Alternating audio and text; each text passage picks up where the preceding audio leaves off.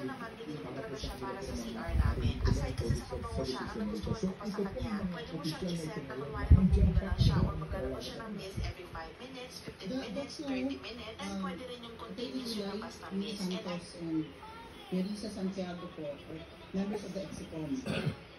The other two are non-executive officers po yan, sa IT.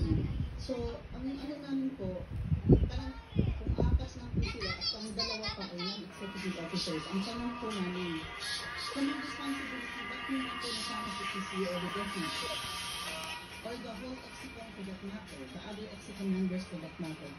This is common responsibility. This is a big, malaki yung kaso po ito kung halaga, this is a massive penalty, decision, massive violation po ito na the penalty is amounting 4,560,000,000.